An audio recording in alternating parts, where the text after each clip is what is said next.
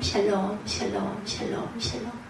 하나님 사랑합니다. 여러분 주 안에서 사랑합니다. 사무엘하 21장 1절에서 22절. 다윗처럼 고난을 극복하는 저와 여러분이 되시기 바랍니다.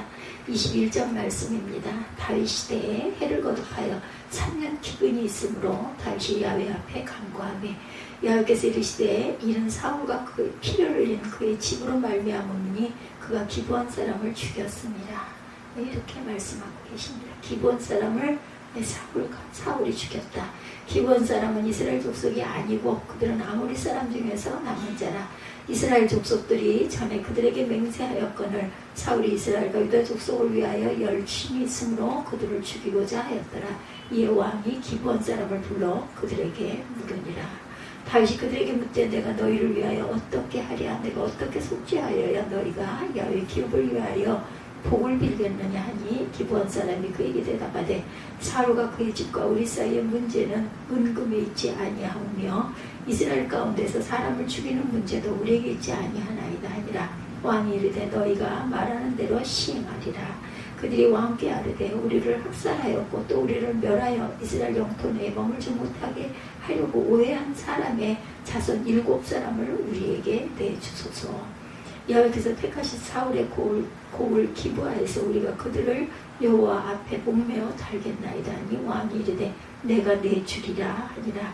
그러나 다윗과 사울의 아들 요나단 사이에 서로 야훼를 두고 맹세한 것이 있으므로 왕이 사울의 손자 요나단의 아들 무비보셋을 아끼고 왕이 이에 아야의 딸 리스바에게서 난 자 곧 사울의 두 아들 알모니아와 무비보셋과 사울의 딸 메랍에게서 난 자 곧 무홀릿 사람 바르실레의 아드리엘의 5 손자들을 붙잡아 그들을 기브온 사람 손에 넘기니 기브온 사람이 그들을 산 위에서 야훼 앞에 목매어 달매 그들 7사람이 동시에 죽으니 죽은 때는 곡식배는 첫날 곧 보리를 매기 시작하는 때니라.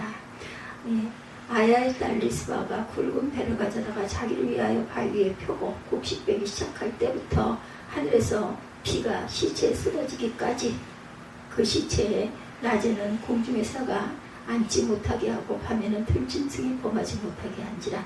이에 아야의 딸 사울의 척 리스바가 행한 일이 다윗에게 알려지매 다윗이 가서 사울의 뼈와 그의 아들 요나단의 뼈를 길르앗 야베스 사람에게서 가져가니 이는 전에 블레셋 사람들이 사울을 길보아에서 죽여 블레셋 사람들이 벳산거리에 매단 것을 그들이 가만히 가져온 것이라.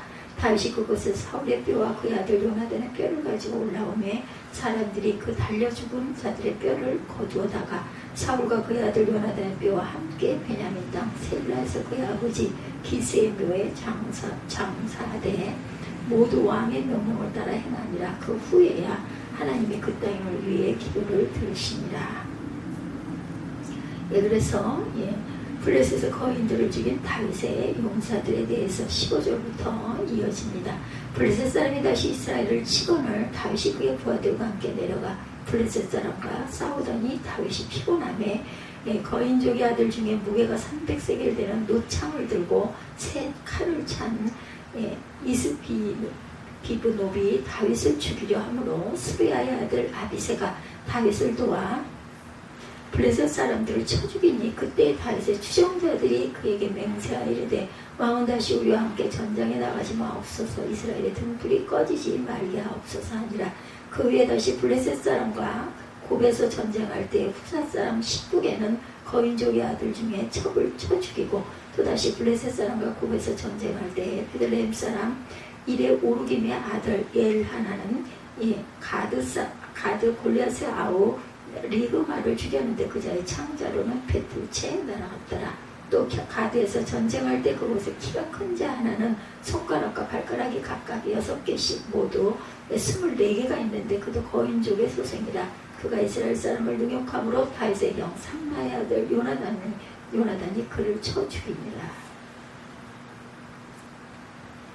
이 4사람 가드의 거인족의 소생이 다윗의 손과 그의 부하들의 손에 다 넘겨졌더라. 21장 1절에서 22절까지 저도 다시 한번 읽으면서 확인해 봅니다. 그래서 오늘 다 제목 고난을 우리가 극복할 줄 알아야 되겠다. 연대기순으로 이 본문 말씀이 기록된 것은 아닙니다. 다윗의 치세 기간 동안 있었던 특정한 사건을 부록처럼 삽입해서 언급하고 있어요. 이 사건은 대략 압살롬의 반란 이전에 다윗이 요나단의 아들 무베보셋을 열심히 척구했을 때 발생한 사건으로 보입니다. 다윗이 국내 외적으로 안정적인 통치를 하고 있을 때 예기치 않게 3년 동안 연이어 기근이 지속되는 고난을 겪게 됐어요. 다윗은 이 문제를 믿음의 관점에서 지혜롭게 극복하여서 다시 태평성대를 누리게 됩니다. 기근이라는 고난을 극복하는 과정에서 다윗이 보여준 믿음을 살펴보고 그것을 우리가 본받아 나가기를 원합니다. 먼저 다윗처럼 기도해야 되겠죠. 이스라엘 땅에 3년 연속 기근이 계속되자 다윗은 하나님 앞에 이 문제를 놓고 간절히 기도하기 시작해요. 그래서 하나님은 기다렸다는 듯이 다윗에게 응답하시죠. 21장 1절입니다. 다윗의 시대에 해를 거듭하여 3년 기근이 있으므로 다윗이 야훼 앞에 간구하매 야훼께서 이르시되 이는 사울과 피를 흘린 그의 집으로 말미암음이니 그가 기브온 사람을 죽였음이니라 하시니라. 기브온 사람을 사울이 죽였다라는 거죠. 하나님은 기근의 원인이 지난날 사울왕이 나라를 다스릴 때 아무 죄 없는 기브온 사람들을 죽여서 피를 흘리게 했기 때문이다. 이렇게 말씀하시죠. 성경이 언제 사울왕이 기브온 사람을 죽였는지 나와 있지는 않지만 그가 잘못된 열심을 가지고 기브온 족속을 대량 학살한 것은 분명합니다. 기브온 족속은 가나안 족속이죠. 원래 가나안 족속은 한 명도 살려두지 말고 멸망시키는 것이 하나님의 뜻이었어요. 그런데 기브온 족속은 예외였죠. 왜냐하면 여호수아서 9장에 보면 기브온 족속은 이스라엘 민족이 가나안에 들어와서 하나님의 능력을 힘입어 큰 승리를 거두는 것을 보고 스스로 살 길을 모색했죠. 사절단을 이스라엘에게 보냈는데 사절단은 입은 옷과 신발과 소지품을 일부러 헤어지게 해서 아주 멀리서 이스라엘 백성을 찾아온 것처럼 위장을 하고 옵니다. 그리고 말하기를 당신들이 섬기는 야훼 하나님의 행하신 일들을 들어서 알고 있습니다. 우리는 당신들의 종이 되기를 원하니 화친을 맺어 우리를 받아주십시오.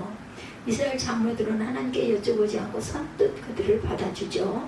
얼마 후에 그들의 가까운 곳에 사는 기브온 족속이라는 것을 알았지만 하나님 앞에 맹세했기 때문에 그들을 진멸할 수가 없었어요. 약속을 했기 때문에 이미. 그 후로 기브온 족속은 성막과 성전을 섬기는 레위 지파를 도와서 나무 패고 물 깃는 종의 역할을 감당하며 살아왔어요. 근데 사울왕이 하나님 앞에 행한 이스라엘의 맹세를 무시하고 기브온 족속은 가나안 족속이니 진멸해야 한다면서 기브온 족속을 대량 학살한 것입니다. 그래서 억울한 피를 흘리게 했고 이로 인해 하나님의 징계가 다윗의 치세에 나타난 것이죠. 기브온 족속의 억울한 호소가 하나님께 상달되었기 때문이죠. 이런 일들로 인해서 억울한 피 흘림을 원수를 갚아야 된다. 다윗은 기근의 원인이 단순히 자연재앙이 아니라는 것을 알게 됐어요. 그리고 인간의 힘으로 3년 연속의 기근을 극복할 힘은 없었습니다. 하나님께 기도하는 것 외에 어떤 방법도 있을 수 없어요. 인생의 고난을 직면했을 때 이렇게 항상 다윗은 기도합니다. 성경은 그가 간절히 기도했다 이렇게 증거하죠. 예레미야 33장 3절에도 보면 너는 내게 부르짖으라 내가 내게 응답하겠고 내가 알지 못하는 크고 은밀한 일을 내게 보이리라 말씀하십니다. 다윗이 기도하자 하나님이 응답하시죠. 기다렸다는 듯이 1절에 말씀하신 거예요. 그리고 하나님은 다윗에게 기근의 원인을 정확하게 짚어주십니다. 다윗이 기도하지 않았다면 그런 기근을 해결하지도 못하고 백성들과 함께 계속 고통 속에서 고통을 당하고 있었을 것입니다. 그러나 기도함으로 원인을 알고 해결할 수 있었다. 우리가 인생의 문제를 직면했을 때 내 힘으로 해결하려고 노력하기 전에 하나님께 먼저 기도하기를 원합니다. 그럼 하나님의 문제의 원인을 정확하게 발견할 수 있도록 도와주실 줄 믿습니다. 다윗처럼 신의를 지킵시다. 다윗은 기근의 원인이 사울의 죄악 때문이고 그로 인해 기브온 족속들이 당한 피해와 상처 때문이라는 것을 알았어요. 그래서 다윗은 직접 기브온 족속을 찾아가서 어떻게 보상해 주면 좋겠느냐. 21장 3절이죠. 다윗이 그들에게 묻되 내가 너희를 위하여 어떻게 하랴? 내가 어떻게 속죄하여야 너희가 야훼 기업을 위하여 복을 빌겠느냐 하니 그러자 기본 족속은 금과 은과 같은 금전적 보상을 원하지 않는다 이렇게 말합니다. 그들은 대신에 기본 족속에 걸린 피해 보상으로 사울의 자손 가운데 7명을 뽑아서 달라고 하죠. 사울의 고향인 기브아 마을에서 그들을 목매어 달아 피해 복수를 하겠다 이렇게 말합니다. 그들의 요구한 것은 인간적인 복수가 아니었어요. 민수기 35장 31절 말씀에 의거해서 의도적인 살인의 경우 반드시 죽음으로 형벌을 내리게끔 하는 말씀을 요구하고 있습니다. 다윗은 기브아 족속의 요구가 합당하다는 것을 알았고 다윗은 고민하죠. 왜냐하면 사울의 집안은 다윗에게는 처갓집이기도 했기 때문이에요. 그렇다고 해서 하나님의 말씀을 거역할 수는 없었습니다. 매우 곤란한 입장이 되었지만 말씀에 순종해서 사울의 가문에서 7명을 골라냈죠. 그런데 공교롭게도 그 시기에 다윗이 요나단 왕자로부터 받은 은혜를 갚기 위해서 요나단의 자손을 찾고 있었는데 요나단의 아들 무비보셋을 찾아냈어요. 무비보셋은 사실 기본 족속의 입장에서 보면 사울의 손자이기 때문에 복수 대상의 1번입니다. 그렇지만 다윗은 요나단 왕자와 맺은 언약이 있었어요.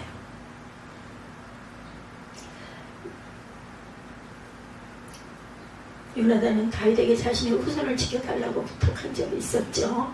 사무엘상 20장 15절입니다. 다윗은 그 약속을 지키기 위해서 무비보셋을 제외시키고 다른 사람을 선정했습니다. 사울의 첩이 낳은 2아들과 사울의 딸 메랍이 낳은 5아이를 선정을 합니다. 사실 메랍은 사울이 다윗에게 한 약속대로 아내로 주었어야 할 딸인데 주지 않았던 여자입니다. 그런데 사울이 약속을 저버리고 다른 남자에게 시집을 보내는데 결국 하나님의 공의는 메랍이 낳은 아들 5명 모두를 심판하시죠. 다윗의 입장에서 보면 사울 가문에서 무비보셋의 존재는 다윗에게 가시가 될 수도 있는 존재이기도 해요. 무비보셋은 사울에게는 장손이었기 때문입니다. 베냐민 지파가 왕정 복권을 꿈꾼다면 무비보셋은 그 중심에 설 인물이었어요. 그러나 다윗은 정치적인 계산을 하지 않고 무비보셋을 지켜줍니다. 그 정도가 아니라 그에게 사울의 재산을 되찾아주고 무비보셋을 자신의 식탁에서 항상 함께 먹도록 배려를 하죠. 다윗은 이처럼 약속과 시기를 지키는 사람이었습니다. 그는 하나님 앞에 한 맹세, 사람과 맺은 언약을 소홀히 여기지 않고 끝까지 지킬 줄 아는 사람입니다. 주께서는 온 마음으로 주의 앞에서 행하는 종들에게 언약을 지키시고 은혜를 베푸시나이다.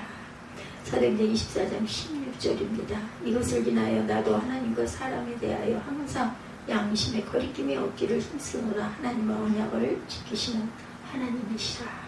하나님의 자녀인 우리도 하나님처럼 언약한 것, 맹세한 것, 약속한 것을 반드시 지키는 사람이 되어야 할 줄 믿습니다. 그래서 사도 바울처럼 하나님과 사람에 대하여 양심에 거리낌이 없는 삶을 살아야겠습니다. 다윗처럼 선을 행합시다. 기본 족속은 다윗에게서 사울의 자손 7명을 넘겨받아서 그들을 야훼 앞에 처형합니다. 인간적인 복수가 아닌 율법에 따라 하나님의 공의를 행한 것입니다. 그런데 안타깝게도 사울의 첩인 아야의 딸 리스바는 자기의 2아들이 매달려 죽는 사형장 앞을 지켰어요.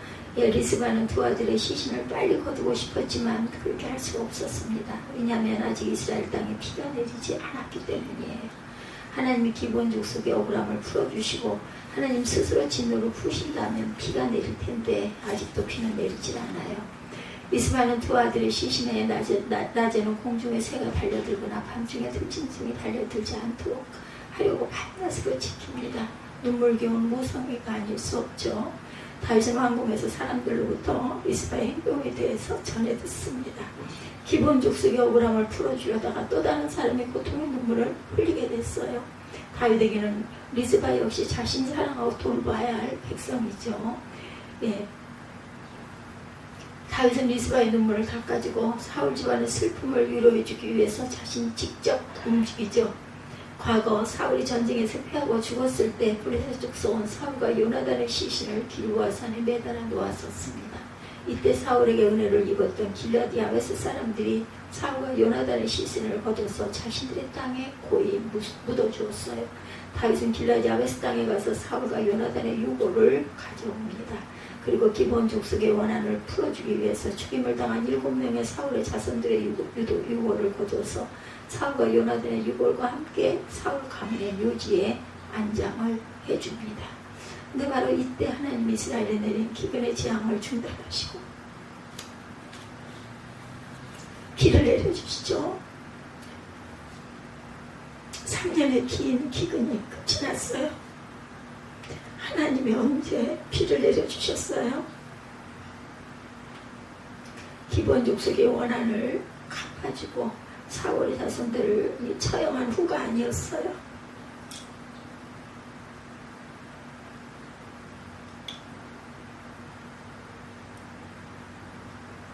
다윗이 두 아들들을 잃게 된 리스바를 불쌍히 여기고 사울 가문의 슬픔을 위로해주고 유골을 고이 안장해준 이유였습니다. 리스바는 사실 남편 사울이 죽고 두 아들을 의지하며 살아가던 과부였어요. 기브온 족속의 원한을 풀어주기 위해서는 사울 자손이 죽는 것이 마땅하지만 하나님은 과부였던 리스바의 눈물을 다윗이 닦아주는 것을 원하셨고 다윗이 그렇게 했을 때 기뻐하시죠. 그리고 마침내 다윗과 이스라엘의 기도를 들어주셔서 기근을 그치게 하십니다. 신명기 14장 19절입니다. 내가 밭에서 곡식을 베일 때 나그네와 고아와 과부를 위하여 남겨두라. 그리하면 내 하나님 여호와께서 내 손으로 하는 모든 일에 복을 내리시리라. 하나님은 구약의 율법 시대부터 이웃사랑을 강조하셨어요. 고아와 과부를 불쌍히 여기고 구체적으로 도우라 하시죠. 또한 나그네를 대접하기를 힘쓰라고 하셨습니다. 요한복음 13장 34절입니다. 새 계명을 너희에게 주노니 서로 사랑하라. 내가 너희를 사랑한 것 같이 너희도 서로 사랑하라. 예수님도 우리가 예수님을 본받아 서로 사랑하라고 교훈하시고 사랑을 실천할 때 비로소 우리 소원에 응답해 주시죠. 예수님의 제자인 것을 증명한다 이렇게 말씀합니다. 우리가 선을 행하면 선행의 때에 이르면 반드시 열매를 거두게 된다고 성경은 약속해요. 갈라디아서 6장 90절입니다. 우리가 선을 행하되 낙심하지 말지니 포기하지 아니하면 때가 이르매 거두리라. 그러므로 우리는 기회 있는 대로 모든 이에게 착한 일을 하되 또 믿음의 가정들에게 행할지니라. 하나님은 다윗이 기브온 족속의 억울함을 풀어주신 선행을 기뻐하십니다. 그뿐 아니라 그 과정에서 불가피하게 슬픔을 당한 과부 리스바와 사울의 가문 사람들을 위해 눈물을 닦아주고 위대한 선행도 매우 기뻐하세요. 만약 우리가 하나님 말씀대로 이웃을 사랑하고 선행과 자비를 행한다면 하나님은 그 예비를 낱낱이 기억하시고 우리에게 반드시 상을 주실 줄 믿습니다. 이 땅에서도 상을 주시지만 하늘에서도 멸류관으로 상을 주실 것입니다. 선을 행하는 저와 여러분들 되시기 바랍니다.